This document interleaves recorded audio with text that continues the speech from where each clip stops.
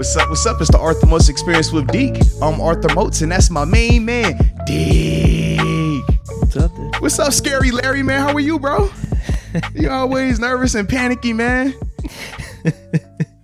For the people that don't know, that's a bad look because my whole thing is chilling with Deke. Yeah, man, you're not chilling with Deke. You nervous with Deke. I'm gonna take y'all behind the scenes a little bit. So we had some plans for this upcoming show, and at the last minute, we had to make some minor alterations to them. My man Deke, though, hearing the alterations, instantly wanted to panic more. Are you sure? Are we good? I mean, do I need this? Should I do that? I'm like, bro, it ain't that deep, man. We good, bro. Just relax. Deke threw his glasses, almost broke the glass. He was so nervous. Oh, man. He left his hat in the car. I said, Deke, man, you all right, bro? His hands got the sweat. I was like, yo, you good? That's just how Deke rides sometimes, Law. Hey, I just want to put out the best show for the listeners. I want us to feel good about it. That's all. That's what it is? Yeah. I can respect that, man. But you're right. I mean, there's really nothing to worry about because you said at the end of the day, we could put out a 15-minute show. We put out a 5-minute show. Hey, man. Hour and a half show, whatever we put out. It's whatever. We're cool. Hey, talk about it, man, because at the end of the day, it's quality over quantity. Remember that, man. True. I'd rather give you a dope 5-minute podcast than an hour and a half of fluff and nonsense. That's a good way to put it. We gotta walk that line between fluff and quality anyway, so it's all good. We ain't tripping. But I did see something this weekend that had me ready to ask you a question, man. Well, I wanted to say this because I think, I don't know, maybe the last 3 or 4 podcasts, we've gone off of some NFL.com websites. So I just wanted to, I guess, give them a shout out, or even you're the one that's finding these articles tucked away where they're just giving us content. They're giving us rankings, power lists, or whatever, and we're just reacting to them. Well, because I look at it this way, right?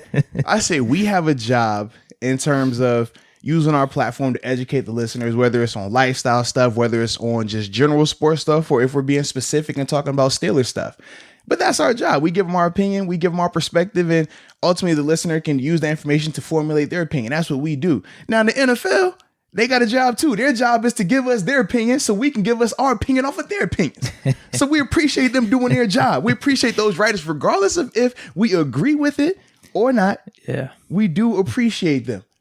And then every once in a while you get a nugget like Le'Veon Bell being in town this weekend at the South Side, causing a ruckus on social media. I mean, it's nuggets like that. They're just spontaneously throwing a topic like, dude, he loves it. Does he still love Pittsburgh? Do we love Pittsburgh? I'm answering the question. No, before we get into the podcast, because right now we're not in there just yet. I just thought about that. I was like, man, as we're talking about different content, Le'Veon Bell was in Pittsburgh this weekend, man. He's on the South Side. I'm surprised you're excited. Why you weren't excited? You saw the social media. The people in the spot were excited. I just feel burned this off season that I'm just not getting my hopes up for too much anymore. Dude, I was hyped for multiple reasons. First off, the fact that he was on the South Side and didn't get arrested. He didn't get arrested or beat up because we know how the South Side does, people. The South Side has done professional athletes dirty, not just Steelers, because remember Reeves got on the South Side too. Yeah, they do the South Side. Hey, man, I stay away from the South Side. This is not good for business. But the fact that my man L. Bell was on the South Side this weekend, man, and it was all love, cameras out there, man, the fans giving them that welcome. I was hype about that, regardless of what may transpire, what may not transpire, because we already know. There were conversations. We know that, right? We know that 1 minute the Jets say that, hey, man, we love this guy. He's not going anywhere. And then the next sentence they say, hey, man, anybody's available. I don't really like him, especially Gase. We know how that whole dynamic has played out. Yep. And we do know if they were to make a move that they understand they would have to take on a large portion of that contract. We understand this. So forgive me if I want to walk down and have that Deke to duck type hope in this situation. Because for me, I'm telling you, I got the salivate, and I was like, dude. No way. I was like, dude, he's back in Pittsburgh. That's the first step. That shows because, okay, I said with AB didn't come back to Pittsburgh. AB called into the show. He called in to do his interview. L. Bell was on the South Side, a man of the people. L. Bell was out there, you could touch me. Hey. He said, I know I was just in the booth with Lil Wayne rapping, but I'm back. I'm on the South Side, ladies and gentlemen. What's good? I can't help it. I got excited. Man. And then I said, imagine the combo of him and James Conner. Oh, my gosh. It would be nice. What? Nice? I would love Tom, it. are you going to understate it like that? It would be nice? You're better than that, Deke. I would love it. I would love it. No. You don't seem like you would love it. No, it's just that I don't want to get my hopes up too much because you would get your hopes up for Duck and not for L. Bell? Well, Duck's on the team. Le'Veon's not on the team yet. Wow. Trust me. Bell's on the team, and we're rolling through this. It's too late. It's too late then. Now I'm going to call you a bandwagoner. If you weren't on beforehand, you're a bandwagoner. No, trust me. I'm on, dude. I'm on. And I was on before. Whenever we talked about the Killer Bees reunion. I want them all. No. See, I ain't said the Killer Bees reunion. I said L. Bell. It's different. It's different. I think we got to have both, but I don't think so. I don't. We don't have to, but that would be a really nice story because I've told you. A nice story. It wouldn't be a great ending, though. What do you mean? It wouldn't be a great ending. A great ending? It would not be a great... If it was a reunion, that wouldn't be a great ending. How? With the Killer Bees? Dude, that would not be a good reunion right now, man. Right now? What do you mean? You're saying right now, right? This season, yes. Dude, you would want the Killer Bees all back this season. And you think that would end well for the Steelers in 2020. You personally think that? AB's been low-key, man. You personally think that? I haven't seen anything from AB. I'm seeing motivational stuff. I'm just asking you. I'm seeing Tony Robbins tweets. I'm just asking you. You think the reunion of the Killer Bees right now would be a good thing? Well, you said it, not me. I don't think it'd be a good thing. I kind of look at it like the Brown situation, right? Where they bringing all this talent. Man, on paper, championship. Remember, right?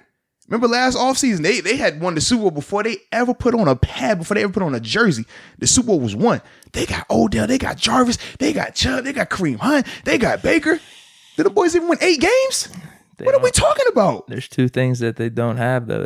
Don't. All right, let me hear it. They don't have the defense we have, and they don't have Ben. They don't have. Whoa, wait a minute now. We don't have Ben right now. We've Tomlin. We don't have Ben right now. I'm just saying. We don't have Ben right now.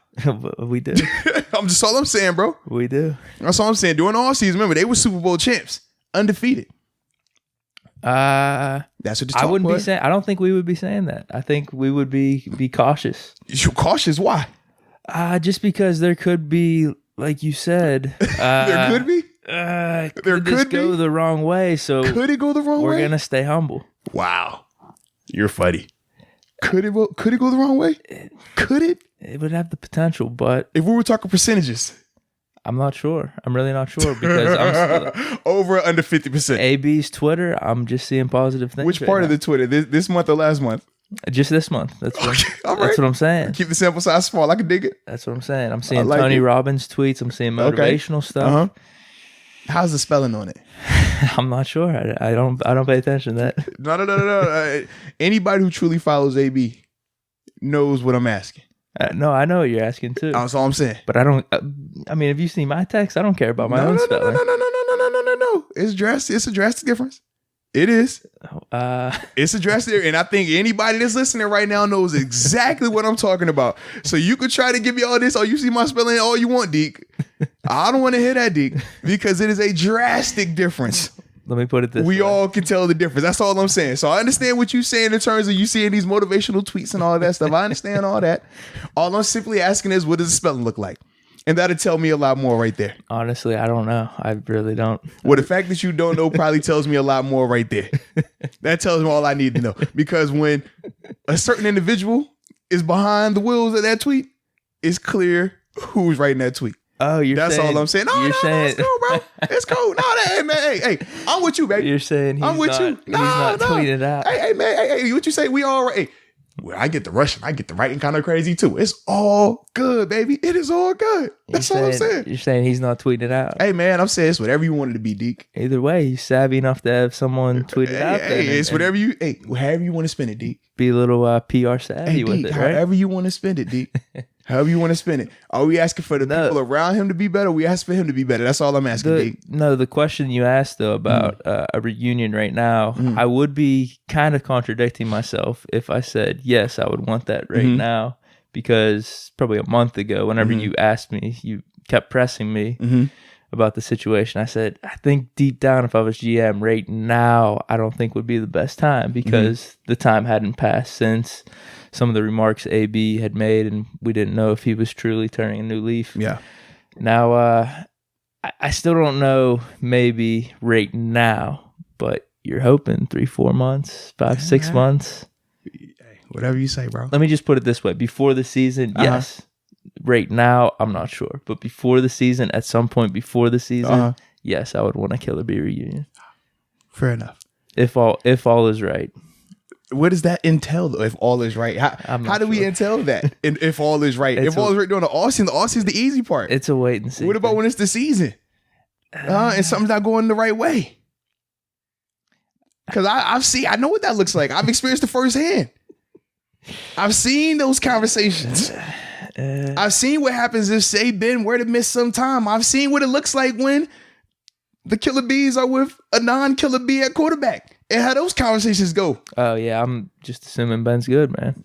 All right, man. Well, if Ben goes down, I mean, the season. No, I'm not saying for the year. I'm just saying I've seen when Ben has had to miss time. Yeah. Even though it was a couple of games tops. Right. I know what that Killer Bee looks like in those situations and how it can be dysfunctional and how it could ultimately be a cancer. I've seen that firsthand. That's all I'm saying. Okay.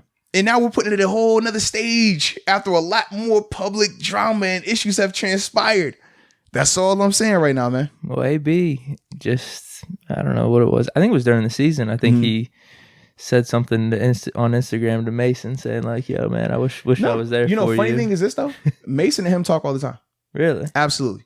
They're in communication. They have a good relationship. Okay. Absolutely. So it might not be as bad as you said. All I'm saying is this. It's easy to have a great relationship with somebody that's not your quarterback right now.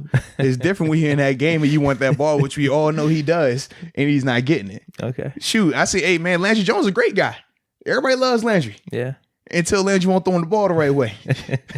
Then I thought Landry's going to be putting a body bag. I got nervous for that man. That's all I'm saying. Okay, so Killer Bee reunion, yeah, I want it. But back to the Le'Veon Bell thing. So what do you make of it then? I'm not making too much of it because there's been no trades made.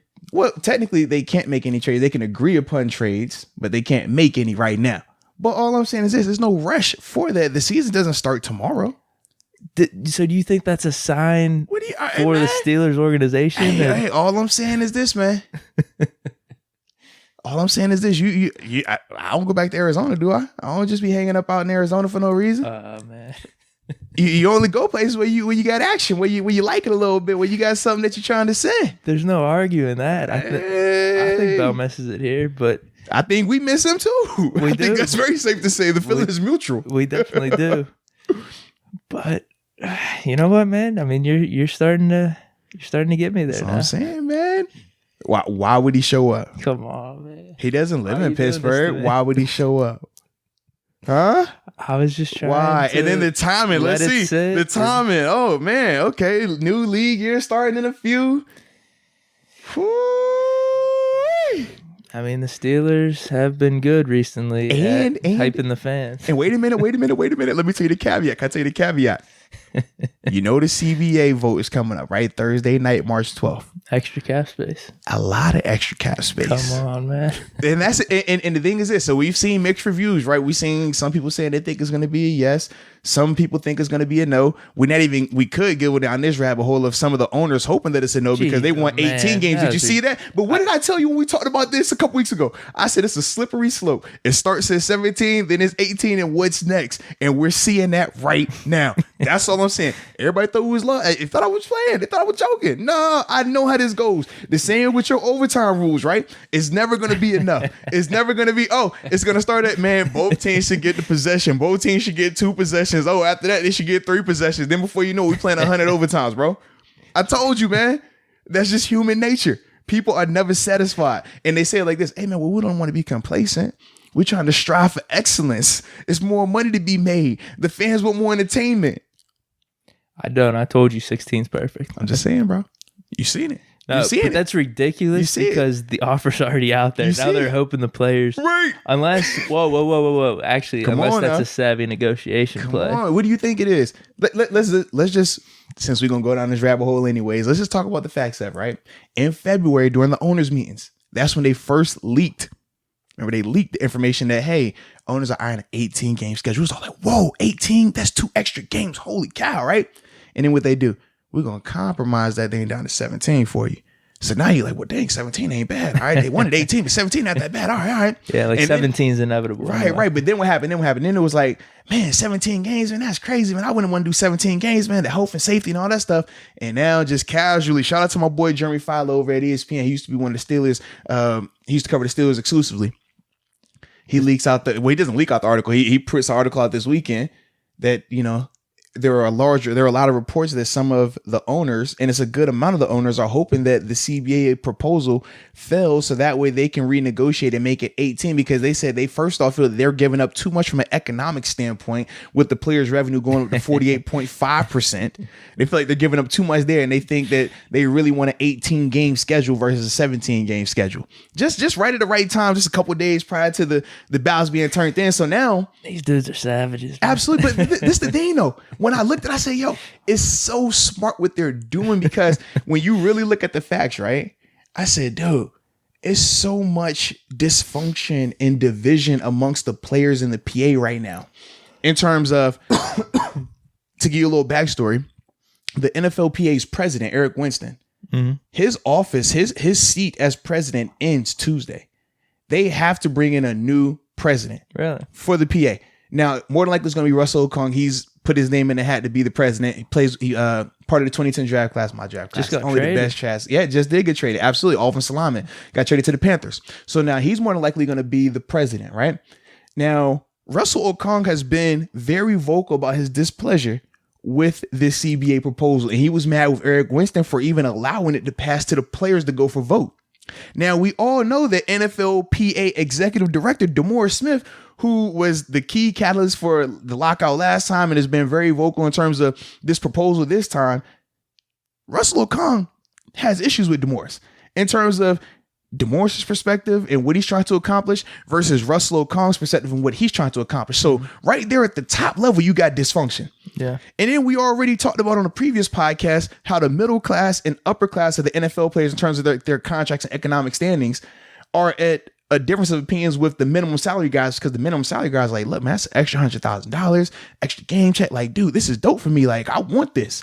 Where the middle class, upper class are like, bro, we know for a fact this isn't going to benefit us at all because we're not seeing any of that extra money. Then on top of that, we're taking the more long-term risk because we're more likely going to play longer than any of you minimum salary guys. So you see, they've caused a nice divide right between the players and the officers in the PA. And then they just casually leak this information of, hey, man, they really want 18 games, so you better take this 17 game and call it a day. Then, this what really got me. My boy Ryan Fitzpatrick, he drops his video saying that he's voting yes and he loves it and this and that. I'm like, whoa, what is this? Then people started to drag him. So I was like, all right, that's my dog. But I just, difference of opinions right there. But well, that's a bad look because Harvard guy, he's been in the league a while, got a lot of money. Funny thing was this, people at first were like, oh man, he's from Harvard, he knows what he's talking about. And then they're like, dude, he just knows at the end of the day, a lockout doesn't get more money in his pocket. For him, he has another 2 to 3 years tops, and after that, he's gone. Yeah. So it doesn't affect him like that. So people start to see right through it and call him out on it. So I'm just saying, I'm like, man, it's just so strategic though, how everything is worked out. And then they had another, I forgot who it was. They dropped another, they're doing an interview and they basically said like some of the players are nervous about the CBA proposal and are more than likely going to vote yes because they don't know if a new deal would be better for them or not at all. So I'm like, you're going to vote yes just because you're scared of what the unknown is. You don't know if a new deal would potentially be better than what the offer is right now. I thought that was crazy. I'm never voting yes because I'm scared of what the future may bring. Like, nah, educate me. And if I don't like that deal, I'm not taking that deal. But you just see so much on both sides. And for the owners, they just feed that info. Take that too. Well, take and I've seen other info that I didn't really know about that substance abuse suspensions are going to be eradicated. Yeah, because what do they say, man? Our demographic, they love narcotics, right? They love marijuana. So let's throw them a bone. Well, yeah, to me, no way, what's up? Dude, that sounds amazing to me because Martavis, Josh Gordon, these are receivers I want in the league. So it has been a whole just drip this little bit here, drip this little bit here. Oh, it's even better than I thought before. Right.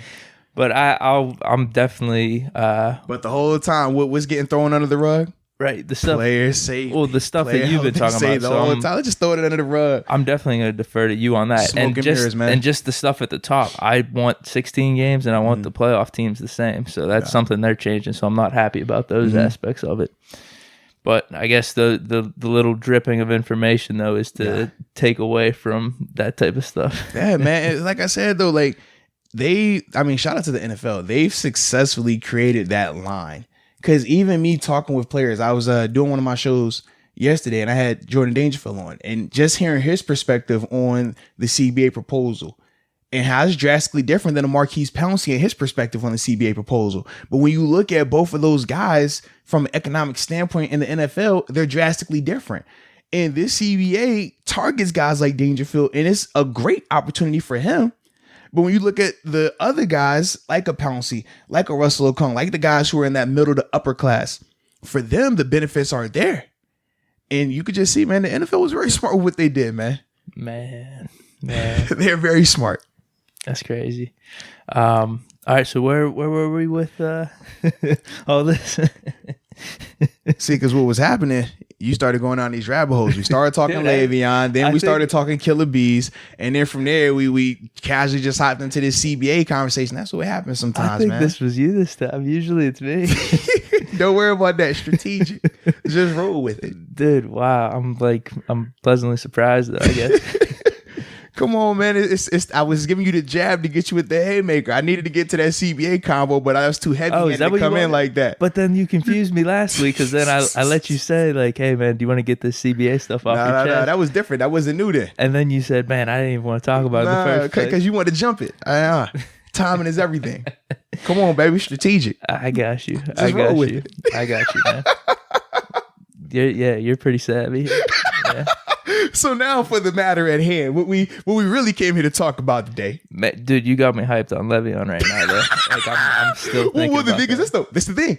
It ties in. You ready for this? Yes. Because perfect. The NFL released another article the other day. Yep. Talking about the biggest needs for a team, for each team, right? They went through all 32 teams. So with the Steelers, the three biggest needs they had the Steelers needed, and this is in alphabetical order. It's not in any particular order. They said cornerback, defensive tackle, and running back.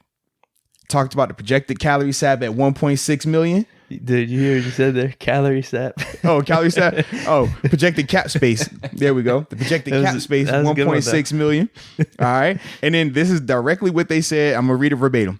Okay, so the Steelers have virtually no cap space. A few players have to be cut for Pittsburgh to even get involved in free agency. Mm-hmm. Offensive lineman Ramon Foster and linebacker Anthony Chickillo have been rumored as prime candidates. And this is talking about for being cut. If the Steelers clear some room, they really need to upgrade their cornerback depth. The reported decision to tag Bud Dupree means Javon Hargrave will hit the market. That leaves the Steelers without a starting defensive tackle. They'll also be looking to improve their running back depth this offseason, although that will more than likely be done through the draft. Yep. So talk to me, man. We want to start with the cornerback. Actually, we'll start running back because you already hyped about the running back. Okay. We'll start running back. Well, Le'Veon will take care of that. He would definitely take care of that. I think it's pretty much a given.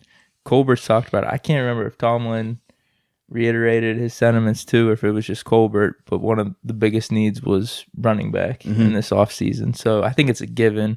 We're probably going to draft one or sign one in free agency, probably leaning more towards draft. Mm-hmm. But man, if we get Le'Veon in there, that takes care of that problem. That's one of our strengths then all of a sudden. Absolutely. We get Le'Veon, him and Connor, our third back being Jalen Samuel or Benny Snell. Jeez, oh man. That's good to me, dude. So for me, like selfishly, this is my issue right here. Selfishly, I'm like, yo, we need that CBA to get approved. So that way we got more cap space. Because now that does make it look a little bit better in terms of the trade, in terms of, hey, you don't have to take so much now, Jess. We can take some of that. You know what I mean? But then I'm like, you know what? We can't go down that path. So we got to figure out how to make these numbers work a little bit more. Now, the biggest thing that I always think of in terms of how we could acquire Le'Veon, because like you said, the biggest thing would be the contract situation. And the Jets know that they are going to be on the hook for a large portion of that, regardless of where they trade him at. Okay. So my thing is, what will we be required to give up to get Le'Veon? Well, yeah, I was going to ask. Would it be a pick? Would it be players? Would it be a combination of both? Because when I think about giving up potentially more picks or potentially giving up some players, I say to myself, all right, I think back to the Minkah Fitzpatrick trade. And I said, man, regardless of who that pick would have been, they weren't going to be Minkah. Now, at the time, we didn't know that because we didn't know Minkah was going to turn into what he was. But it ended up being great. Right. But then I think about the flip side. I'm like, man, we gave up the 5th for Nick Vannett. That really didn't pan out the same way. But at the time, it was a need. So I say to myself, man, with Le'Veon, we know he's a proven commodity.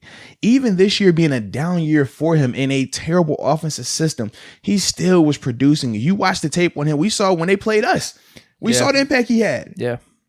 So for me, I'm like, man, that's a proven commodity. We know what that is. So I would be willing to give up a little bit more because I know what that is. Is the second round too much?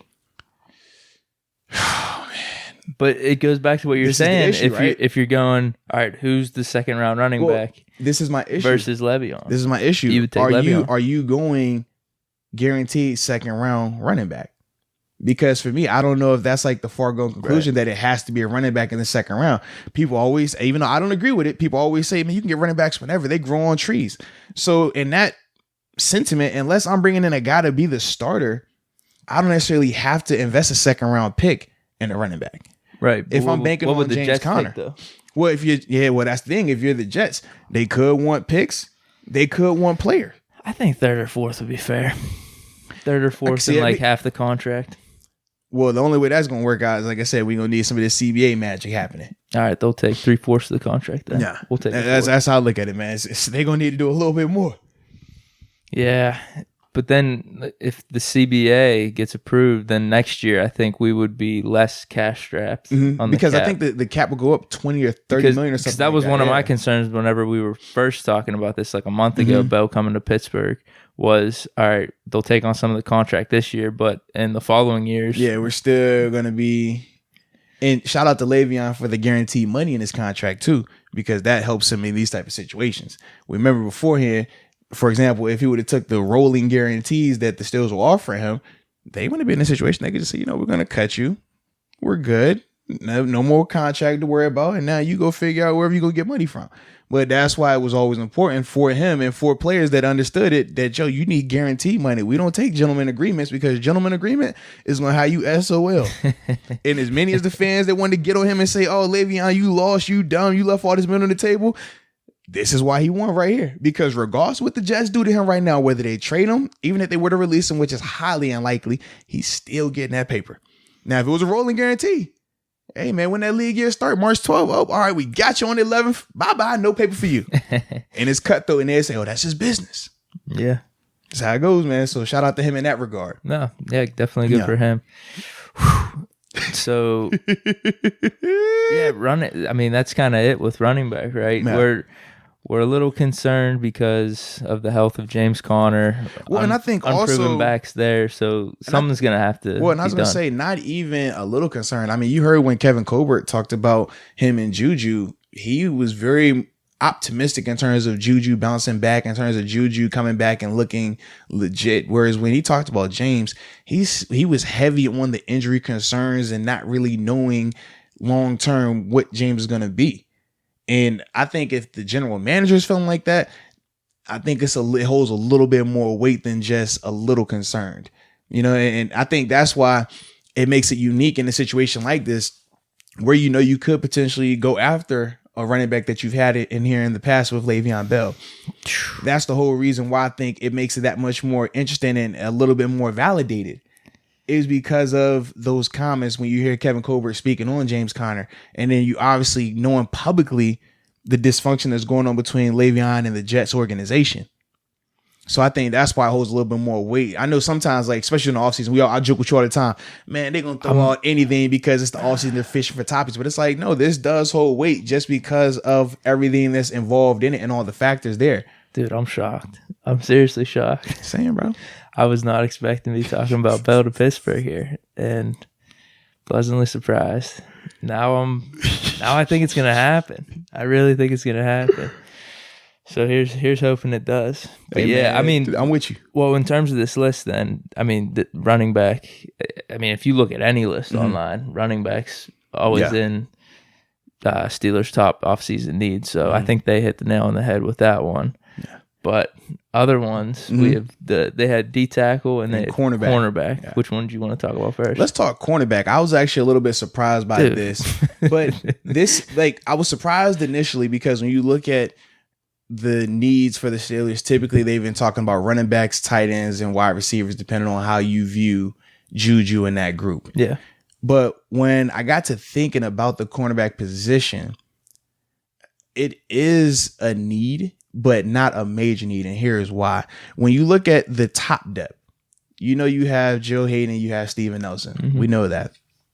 But out of those two guys, the next group is you're talking Mike Hilton and Cam Sutton.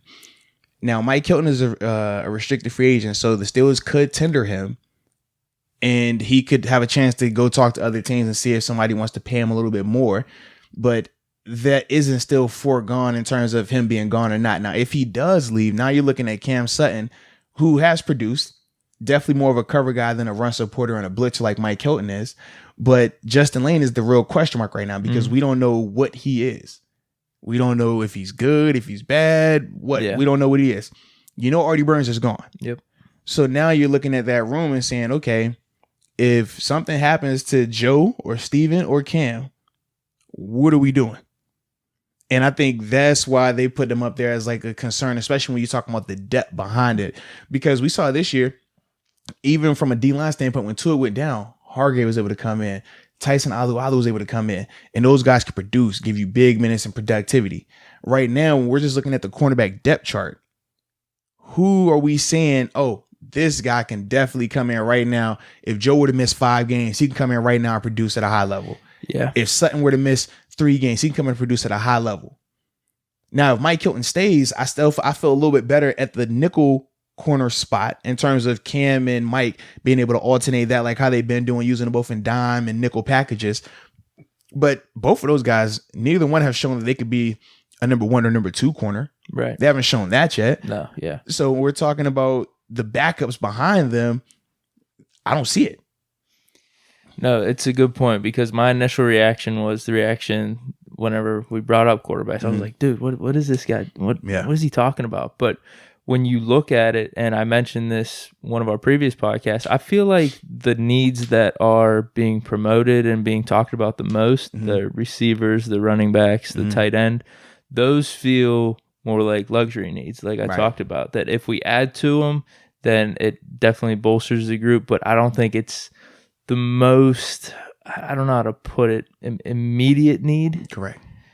But if you look at cornerback, I think most would say this is not really an immediate need either. But when you're talking about the depth and those nickel and dime packages, then that could be a need just because we don't really know. If we don't, I think they're assuming in this that Mike Hilton's not coming back. Correct. So then, you said, we have Cam. Well, and the thing I will say, just to give more detail on the Mike Hilton thing, the Steelers still, because he was an undrafted free agent, so they could tender him as an original round tender, which would give him like $2 million. The thing is, if another team loves him, they can negotiate with him and give exactly. And now the Steelers more than likely won't match that. Right.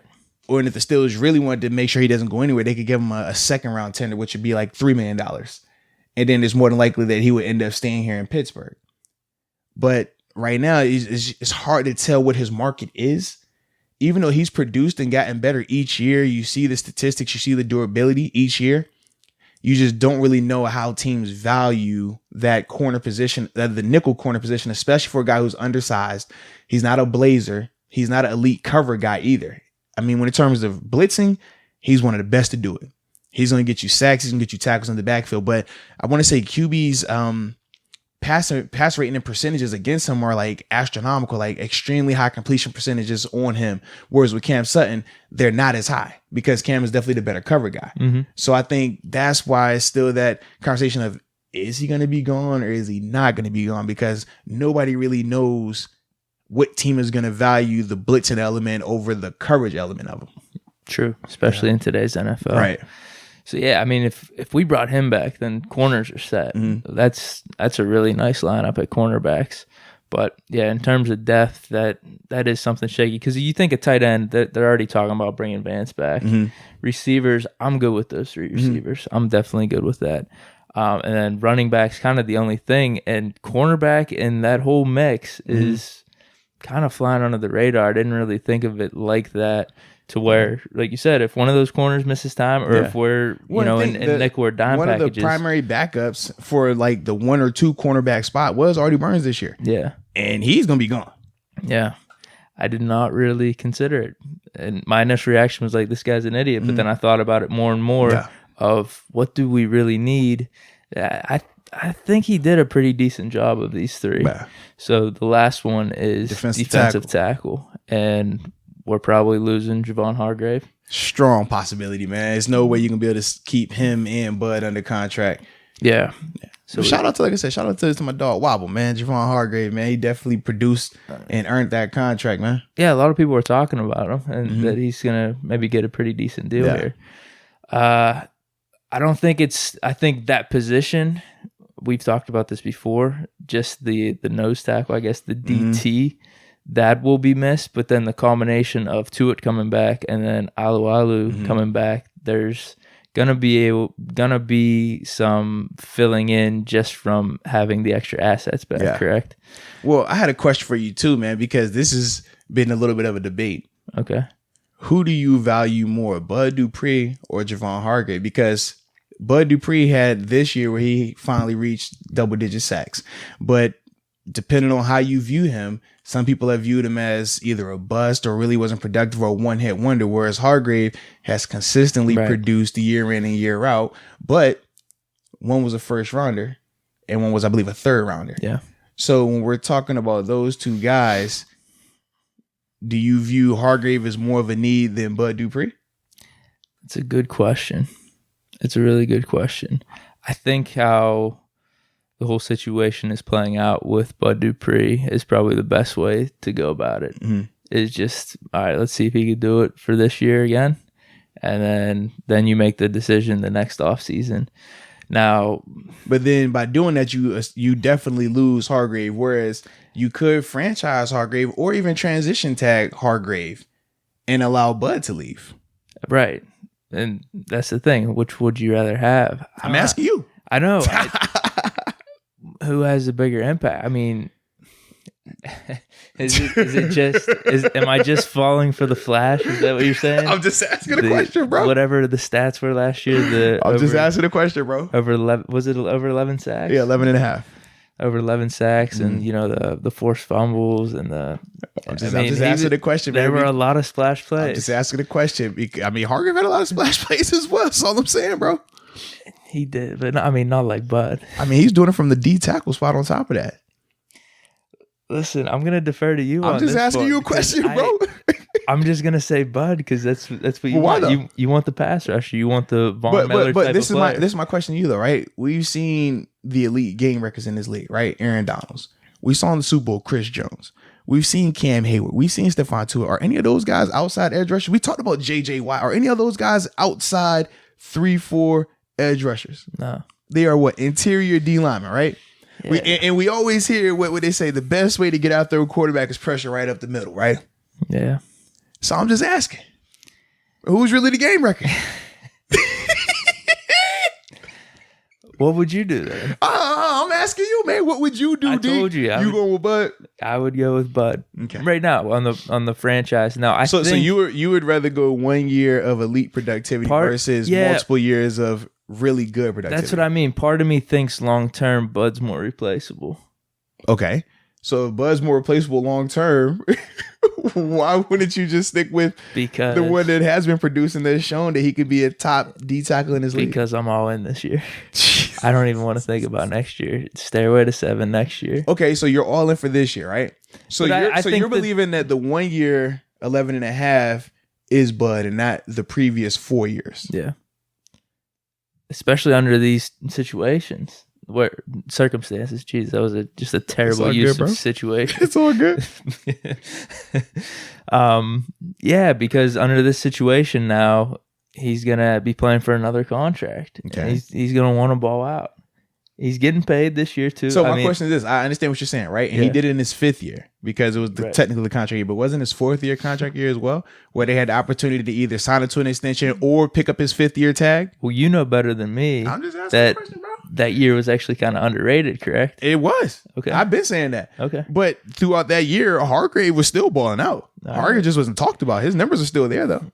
I'm just going for flash. I'm going for this year. Oh, God. And I think the combination of Tua and Alvarado. We had this conversation before, too, though. You would rather go for the hot chick that doesn't have a braid versus like the chick that looks good. She could cook clean. She's probably like a 7 in the face, not a 10.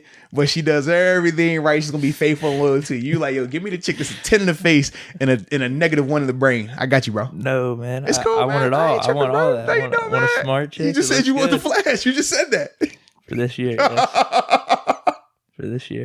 We're talking football too. It's a little different than it's a lot of similarities, man. A little different than day-to-day football living, and life right? are very synonymous, man. That's all I'm saying. There are bro. some analogies you can make for sure. And we've seen multiple flash in the pans. Not saying that Bud is, but we've seen multiple one-hit wonders. We've seen guys do it their contract year.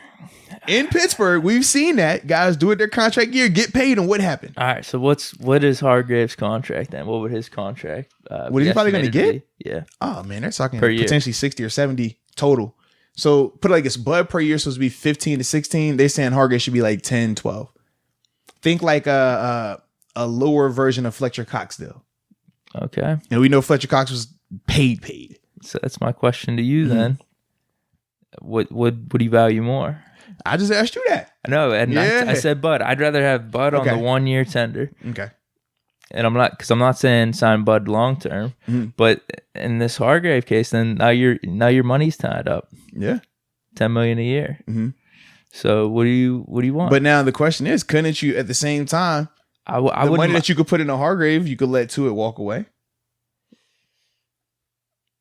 Wait, what do you mean? In terms of releasing him, you could do that. Could you not? I don't want to do that. Okay. Why would I want to do that? I'm just asking you a question. One's been more consistent. One's been available every game. Oh man. Has there ever been any injury concerns around Hargrave? No. Has there been injury concerns around Tua?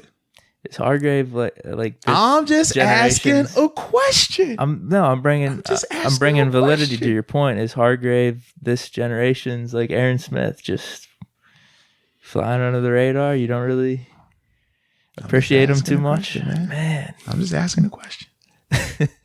What are you? I want to know what you're doing though. Hey man, I like asking questions. That's it. I do too. Because when I talk too much, I get in trouble. I have contradictions left and right. Now, for me, man, as much as I love both of those guys, Bud and Hargrave, I think it is something that has to be thought about just because, like I said, with Hargrave, you look at the amount of time that Tua has missed. Now, granted, Tua can be a generational talent when healthy. And before he got hurt this year, he was on that trajectory. But at the same time, we've seen Tua flash where he has multiple games where he's dominating, and then they have multiple games where he disappears. We didn't get the opportunity to see what was about to happen with Tua because he got hurt this year. So that's always a concern around him. Whereas Hargrave has always been consistent, always been productive. People talk about him as a run stopper, and that's not even what he specializes in. He's a pass rusher. He gets after the quarterback. That's what he does. So when I factor in all that, I say to myself, man, like, we know Hargrave is valuable. We've seen the consistency, regardless of if it was a small sample size or when they gave him an expanded role, he's still produced. He's still been durable. I think the biggest knock on him was where he was drafted at. If he's drafted in the second round or the first round, it's a totally different conversation. Your perspective of him is drastically different. Your brand's a little different. Right. It's that simple. When you get that first round, he's a first rounder, you look at him like, oh yeah, like he's legit. Let's pay him now. But because he was a third rounder, it's a totally different conversation. Is it not?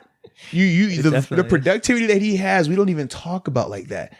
And his numbers are up there. But when you look at a Cam Hayward, who's a first rounder, he's talked about. When you look at Tua, who's a second rounder, he's talked. Tyson Alu, he was a first rounder. He's talked about. Yeah. And he's what, 10, 11 years removed from the draft? But it's all about where you got drafted at that gives people their perception of you. And sometimes it's fair, sometimes it's not. And in this case, I don't think it's fair because his productivity warrants that conversation. His productivity warrants that discussion. His productivity warrants the contract that he's going to get come free agency. Now, I will say that in this particular situation, because of Bud Dupree and how polarizing he can be in terms of fans either loving him or hating him, I think that does go in Hargrave's favor a little bit in terms of sometimes a guy that's been playing at a 7, you view him as a 10 just because you don't really view the other guy in terms of Bud Dupree on that level. So I think that has benefited Hargrave in this situation right now, because they're like, man, Bud is a one-hit wonder. You don't trust Bud. But look at Hargrave, though, man. Hargrave's doing this and this and this. And I mean, the way people talk about him, you would think he was Aaron Donald. I'm not saying he's Aaron Donald, because where are you getting this? I'm just telling you, bro. Listen, I know you. I keep my thumb on the pulse, baby. I know that. And not just Steeler Nation, but with media as well. I know. Okay. Man, I haven't heard that though. I've heard this a lot, and recently. Yes. But then when I look at Bud, I say, man, okay, so I've known Bud as a teammate and as a viewer multiple years. So I know the years that were down for him. When they talk about his first couple of years, man, he only had 4 sacks this year, 5 sacks that year. People also forget that he was rotating. Me and him were both rotating. That's why both of our numbers were the same. It was like, oh, he's not playing 60 snaps. No, he's probably playing like 20, 30 snaps. And then out of those 30 snaps, he's probably dropping into coverage for 10 of them. He's probably a run play for 10 of them. He's probably rushing the passer for 10 of them. So those numbers aren't always going to be reality, but people like to casually push that to the side when they want to fit a narrative. Then you look at the next year. Remember, he missed the first half of the season with a surgery.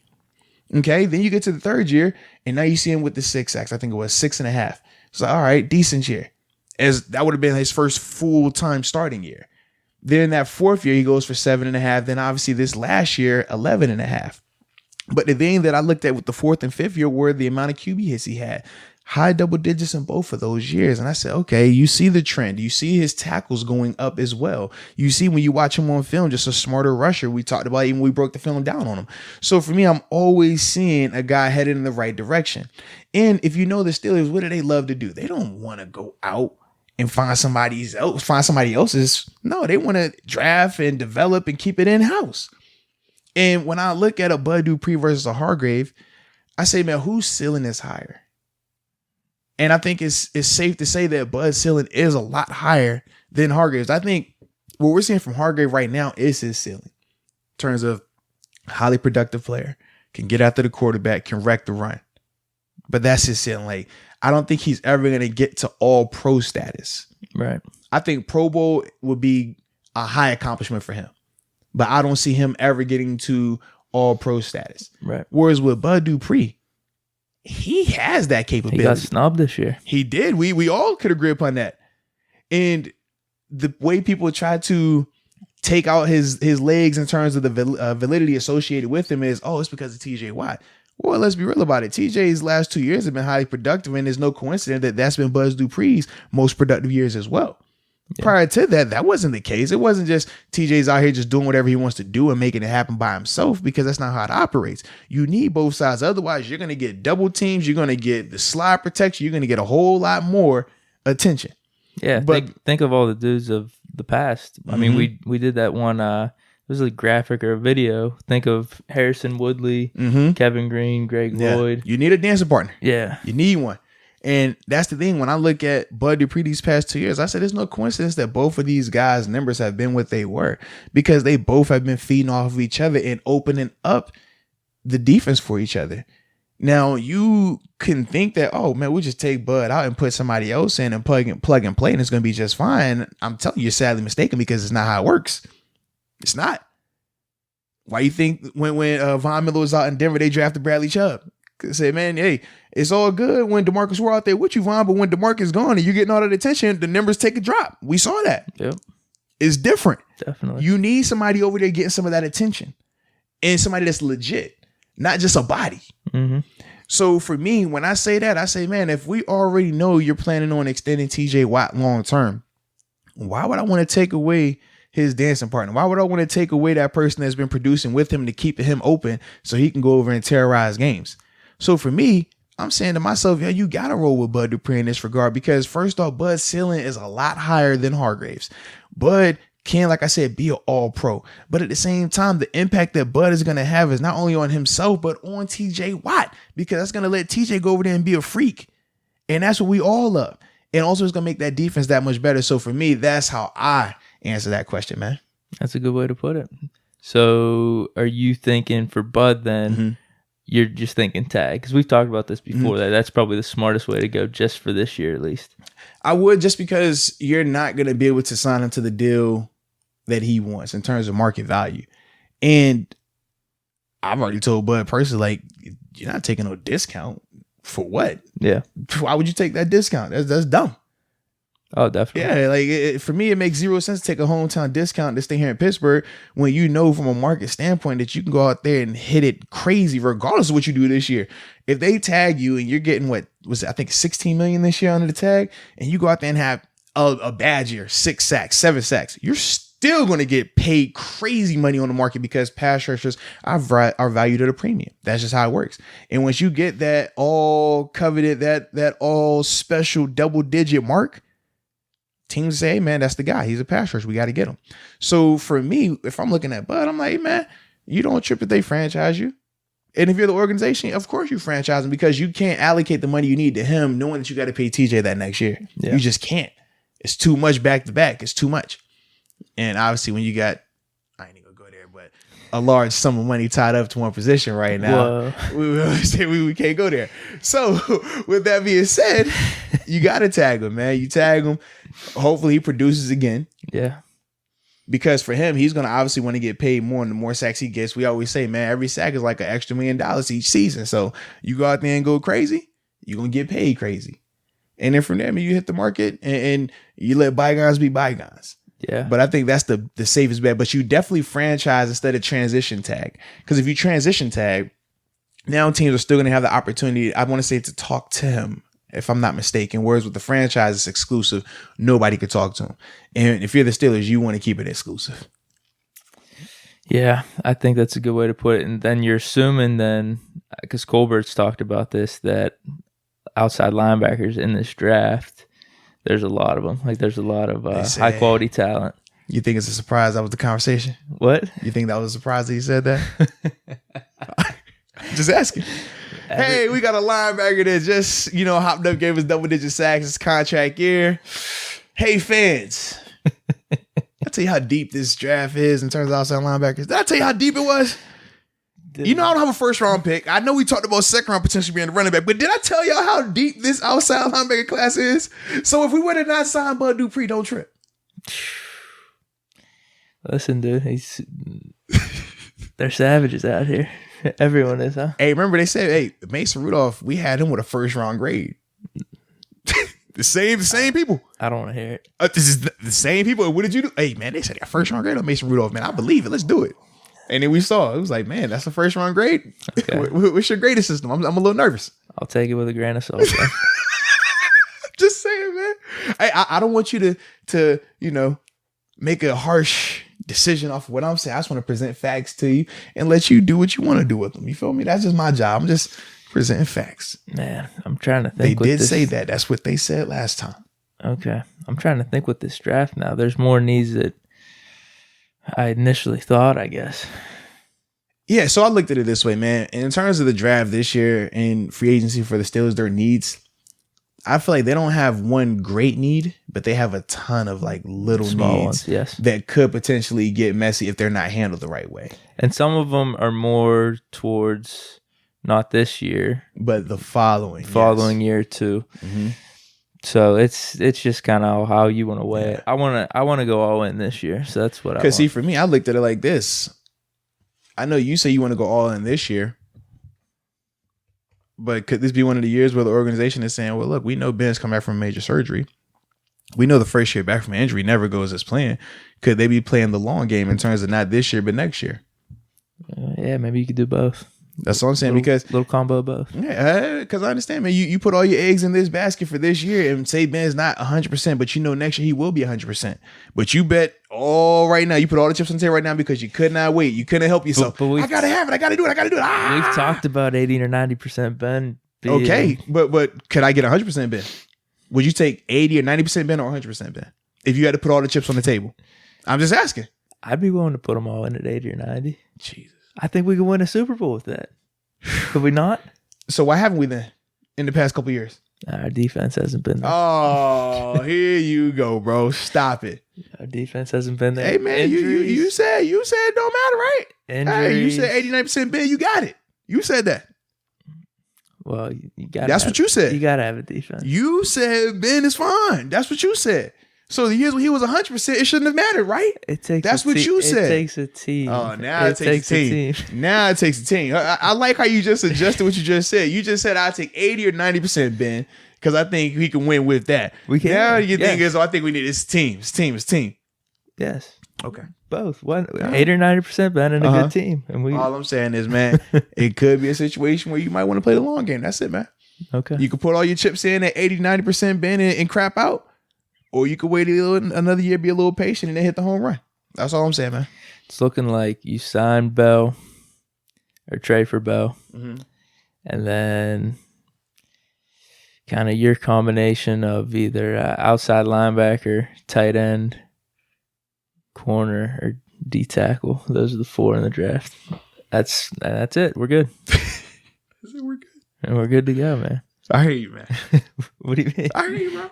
What, do you like that? I ain't saying good. All that now. I just said I hear you. That's good. I was listening. So that's my strategy, I think, right now for the offseason. So I'll wait till we sign Bell or trade for Bell, and then I'll start doing my mocks with those positions. Is that right? Yep. Okay. Fair enough.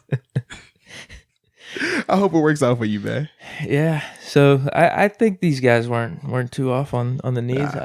Finally, I agree with them. For this one. Yeah, we can agree. I was furious. I'm telling you, whenever I first saw Cornerback, I'm like, this guy's an idiot. But then I went down and started thinking about it. All right, even if this guy is an idiot, it doesn't really matter because he's giving us content anyway. Yeah. So I appreciate we can either talk about him being a genius or talk about him being an idiot. But either way, it's going to get talked about. At least thank you for taking the time just to write something. Yeah. And then I thought even more. I was like, man, actually, this guy might not be too far off. Yeah, he might not be an idiot. Yeah, I can dig it. Yeah, dude. But we got everything covered here. Yeah, man, that was good. Was that good for you, man? That was good, man. I guess we didn't have to talk about Brady, huh? Yeah, I know you was thirsty for him, man, because that's your boy. We ain't gonna have enough time, man. We ain't gonna have enough to talk about, man. Oh, what are we gonna do to listeners? Oh my God. You just casually look at the clock, just ticking away. Where are we at? We at over an hour? Oh, holy shit. You're welcome. What's it at? I can't even read. Oh, that's why you got your glass on because you're trying to be cool. It's at 58 minutes, baby. Okay. But it's probably going to be, give or take a minute or two because we like to talk a little bit off camera when it's rolling. So you're welcome with all that being said, man. Oh, panicker. I appreciate it, dude. Hey, man, we do this, bro. You got us covered. We do this. Didn't I tell you I got us, man? Yeah. Hey, just roll with me. Yeah. I'm LeBron, you AD. Oh, all right. Wait, speaking of that. Who said MVP? Hey, I ain't tripping. And what I tell you, I said I think it's gonna be 80, but I'm not gonna be mad if LeBron does get it. You know me. I'm not really saying that to you because we're both LeBron fans, but other people saying, "Oh, Kawhi's better." Yeah. We got Giannis, Harden. And you saw the head-to-head too. Did you see the head-to-head? Bron. Yeah. Bron went on a tear this weekend. Yep. He went at Giannis, went at Kawhi, went at PG3 or PG-13, whatever you want to call it, PG. Yeah. Well, I like those questions where it's, hey, if you have to take a quarterback, your life's on the line, or for a playoff run, like those type of hypotheticals. I love that because that'll tell you things. Life on the line. Who you taking, Brady or Ben? I'm taking Ben, dude. God. I'm taking Ben. Dilly departed. Time out, man. Time out, because we could bring up here today to remember a man. Listen. No, time out. Give them the same offensive line. Give them the same. No, we ain't asked all that. I just simply said, who you taking? Give them the same offensive line. Said, who you taking? Same receivers. Ben can do more. So why when we had that conversation about Russell Wilson and Tom Brady, same offensive line, same weapons, you said Brady. So please tell me which one is it? Help me understand. All right, Russell and Brady. Yeah. We had this conversation this year. I got to break that down. No, you don't. Dude. The same argument you just said. Because I've seen Brady with a trash line. In fact, of lately, if we went over the past 5 years, Brady's line has been a way worse than any line that Ben has had. The difference is this.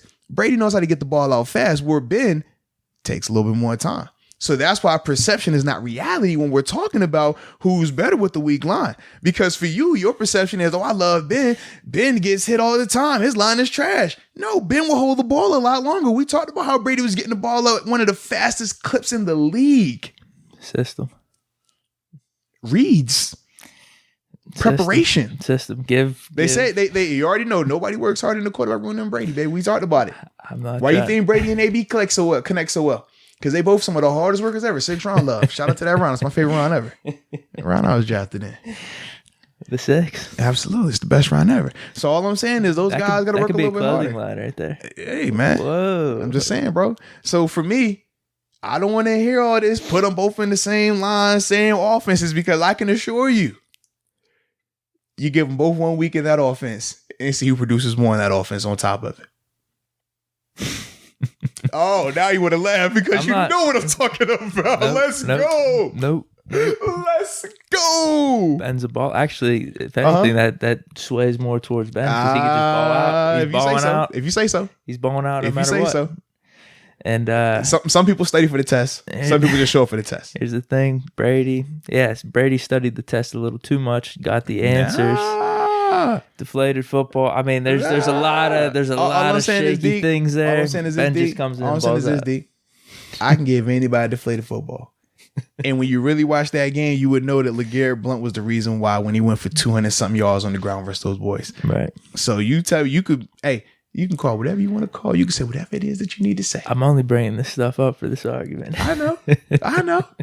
Because I gotta. But anywho, you were supposed to be talking about LeBron here. See, you the rabbit hole king. I'm sorry.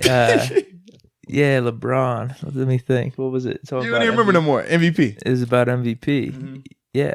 You said you like these hypotheticals when it's one game, one. Oh, right. There you go. Because that's what people bring up for LeBron's case for MVP, and I like that hypothetical of who do you want going into these playoffs? Mm-hmm. Fourth quarter, life's on the line, team's on the line, whatever it is. You're taking LeBron over any of these dudes, so he's most valuable. And we talked about this whenever we brought up what does most valuable even mean, and we're just giving it out to regular season play. Yeah. So is like MVP the most valuable player to that team, or is just the best player on the best team? Right. Yeah, man. So LeBron, it's looking like people are starting to trend toward him. They're waking up a little bit. A little bit. That's because he went at the new king allegedly, right? They said Giannis is this your king? It's your king? Then he said, "Oh, Kawhi." Dude, Kawhi. Night, okay, I got you, Kawhi. Watch me work. Last night they looked good, or not last night. It was yesterday like afternoon. 3 o'clock. Yeah. They look good, real good. They look really good. Bron was in attack mode. Shout out to Kuzma putting the crown on Bron at the end of the game too. Well, and you even saw with Davis a little bit. Like, all right, he's starting to get that mentality, gearing up towards the playoffs. Yeah, because I was gonna say, man, it's off topic now, but with AD. What is your perspective of him? Because, like, for me, he's elitely talented. I think he's going to ball out. I think LeBron's going to rub off on him. That's what I'm hoping, because right now, I still don't see the boy dog in him. I saw it a little bit yesterday, though. It took a while for it to get going, though. Like, Paul George got boy dog in him. You can see it. Paul George got that. I might be a 7.5, but I'm a mean 7.5. Yeah. Even Kawhi got that dog, a silent assassin. But with AD, it's like AD got 10 level talent, but he don't got that I'm at your neck. Like, think of Kevin Love though with the Cavs. Exactly. No, I don't think most people would say he had that. He didn't. Right. And I hated it. But then you saw it and I still hated it. And people were like, well, look what he's doing with the Timberwolves, 20-20. But it wasn't a boy dog 20-20. Yeah, but you started seeing that come out of him. It wasn't enough though. Was it enough? In the Warriors was it finals, enough? It was the win, yes. The first one. I mean, the second one. The second round. Yeah. The second one. Yeah. But it was still more so Kyrie and Bron. Don't put love in there. Like, we're asking AD to be Kyrie right now.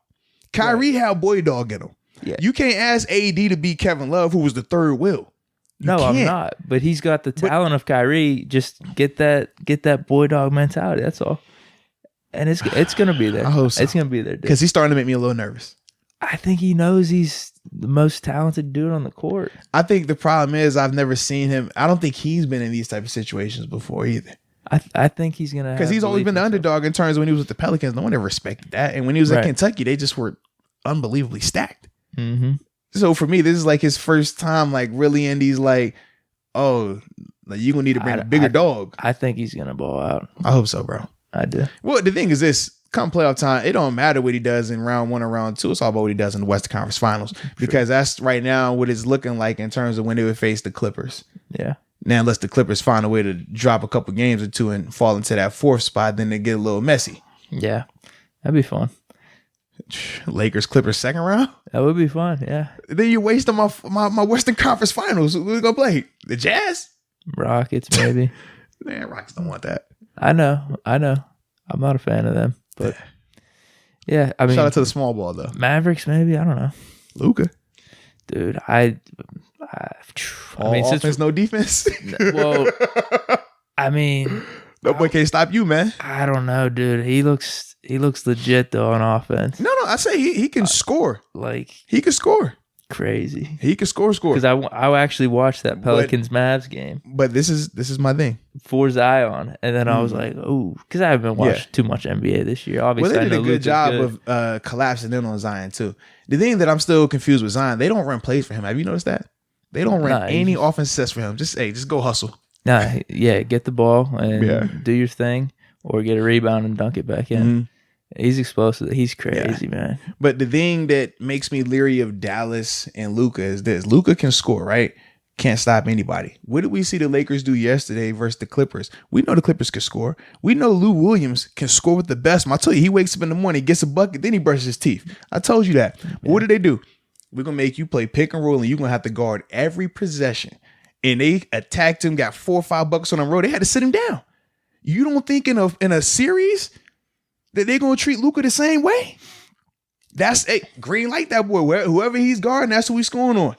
You already heard Giannis with the Bucks say the same thing about James Harden. Wherever James Harden was playing, that's the guy we were going to because we know James don't play defense like that. I didn't know this was the narrative with Luka. Absolutely, man. I don't pay attention. I don't pay attention to defense. He can score, but he cannot stop anybody. So the way you attack him is you make sure that he's always in the pick and roll, and he has to be the guy that has to switch off and play defense on the ball.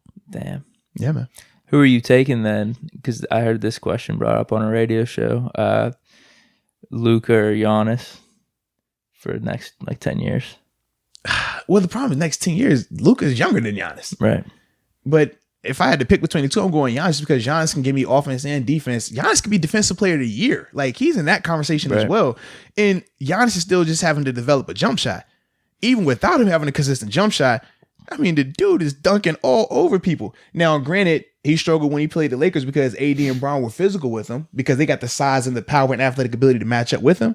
But how many LeBrons and ADs and Kawhis are there? Not many of them. So in that regard, man, give me Giannis who's going to give it to me on both ends. I don't know. I don't really have an answer right now. No. I think that's a good one, though. I think the better question would be who would you take between Luka, Trae Young, Zion, or Ja Morant? I would take Luka. Mm-hmm. I would take Luka. Okay. Dude. For me, I would go Ja Morant. Here's the problem, because I barely watched any NBA this year. I get hyped over one game. You do, man. And it's funny, because I was just watching for Zion. My girlfriend bet on the Pelicans, too. Oh, okay. Shout out. Yeah, so, all right, I'm trying to watch that, but then I just couldn't. Luka was pissing me off, man. He's draining shit. And I'm like, is this dude actually the truth? I mean, he could score with the best of them. Damn. Think like a more athletic Dirk. When Dirk was in his thing, like Dirk could score anybody. Remember that. He wasn't stopping nobody, but he could score with the best of them. That's then I just start getting over the top and start overreacting. And the next day, I'm literally talking to my boy. I'm like, dude, is Luka the truth, man? Is he the truth? Is he the next guy? I expect that from you, though, Deke. But yeah, so you still got your duck call? Huh? Come on, stop, man. I'm gonna let the playoffs play out here. Right. Let's see what happens. Because if Giannis balls out and can at least go to the finals here, then yeah, he's definitely the guy. Yeah. Because I mean, like you said, with the defense and just his athletic ability, if he could just develop that jump shot and be a threat out there, then it's game over. So right now, who's your MVP? LeBron or Giannis? LeBron. Okay. Good. I'm biased though, because he said I'm biased. Giannis has had a hell of a run here, dude. I think it's close. I think right now Giannis is in front, And if I had to just pick today, I would go Giannis. But the thing is, they still got plenty games left. And Bron has been going absolutely bonkers. And especially in the head-to-heads, especially against the top-tier teams, because that was the knock a little bit this year. It was like, well, Bron's been killing, but when it's any of the top 5 teams in the NBA, they're getting whacked. They're getting beat by. But now you're seeing, oh, no, Bron didn't hit y'all with the, I made y'all a promise that we was going to be right. Clinch that playoff spot. That's what Bron let the people know. So for me, I'm like, hey, man, it's very close in terms of the gap between these two. And I think over these next few games before the playoffs do start, I think Bron can definitely go ahead and be that guy that's going to get MVP, man. It's just crazy to think that Bron's doing this at his age too, man. Mm-hmm. Mm-hmm. I've been cooled on basically every take I've thrown out there this year, but that just one, grace, man. That one could be it. Hey, man, when in doubt, always bet on LeBron, though. You can't go wrong with a Bron bet. I'm going to pull that video back up. You can't go wrong with a Bron bet, baby. You can't. I like it. Yeah, man. Even though it is funny, though, when I look at between Bron and AD, right? So we're talking about Bron in terms of the MVP, and he should be one of the guys. Obviously, he's top 2 with him and Giannis, and depending on what day of the week or how many games we see going forward can dictate that. But when you look at the numbers, AD is better statistically than Bron in everything except assists. Oh, yeah. So I always found that funny, too. Like, how can a guy that has way better numbers than you in every category except one not even be in the MVP category? But Bron, because it is LeBron, is in that category. But just think about it. Think about it. It goes back to that all question I'm saying is just of think about the it. hypothetical. That's what's beautiful about this question. But I'm just saying, just think about that for a second, though, bro. Who's most valuable? Just think about that. Most valuable. Just think about that. Who do you want? I'm just saying, just think about that, man. Who could you live without? I'm just saying, just think about Probably that. neither, but I mean, if you're really picking, you want LeBron. Hey, man, all I'm simply saying is I'm not talking the numbers. Next 10 years. I'm just saying if you were looking at the numbers, it could look a little interesting. He's having a hell of a year. Yeah. Because you were talking about pulling that video. I'm like, if you really look at that video and you look at these numbers, LeBron could potentially win MVP and not even be the best person statistically on his team in any of the major categories except assists. Right. That's crazy. Yeah, but that is crazy. Just think about that. Leading the league in assists, though, with the other numbers. I mean, so think about this: LeBron's leading the league in assists, but we're talking about AD leading his team, which has Bron on it in points, rebounds, blocks, steals. Are we? You not following me here? I'm following you. You sure? Yeah. Okay. I'm just saying at LeBron's age, and it's just throwing another variable. Now, hey man, at his age, oh gosh, nah, that dude over 10 assists, leading the league in assists with the points. And what's the margin for? All I'm simply saying the rebounds and the point differential. All I'm simply saying is this reminds me of the year, I believe, when Juju got MVP over AB. Yeah. And we were like, well, dang, dude, AB led the league in touchdowns. I think he had 15 or 16 touchdowns. But it's like, how you vote Juju as your MVP? That was the yards. It was the yards and the catches. So it was the multiple, not just the one, right? Because you just said that AD. I'm just explaining. I'm just playing devil's advocate. That's all I'm doing. I'm explaining it. But if you're asking me who's most valuable, who do you want for a playoff run, you're taking AB. I'm just asking a question, bro. That's why that question's always great. I was just asking a question. That's all I do, man. Because it could back the stats or it could go against it. I just ask questions. That's it, baby. That's it. So did you have a good time, man? This was awesome. I know the listeners enjoyed it. Yeah. Did it meet your time requirements? I know you had your glasses on. Dude, I can't believe we just went down the NBA hole there, too. I'm kind of glad because I've been wanting to talk a little Have NBA. You? Okay, cool. I mean, think about that's what we started as an NBA podcast. We did, man. And we have our little salute to NBA. You know what I mean? Starting us out. Yeah, man. So for me, forgive me if I'm a little overzealous when it comes to NBA talk because I love it. I'm a hooper ball. Because I'm starting to watch now. Like, this is around the time you start picking up and watching. Football's over. I mean, it really, everything up to this point, you don't really need to watch, right? See, you say that, man. I'm a sports giant. I've been watching hockey, basketball, football, UFC. I watch it all, man. I can live here and talk. I can sit up here and just talk any of those events that have transpired and have a blast with it. Yeah. But we're not going to do it because it'll be a whole another hour of this podcast. Exactly. So with that being said, I'm good, man. I appreciate everyone for tuning in. Hope you guys enjoyed. And until next time. Peace.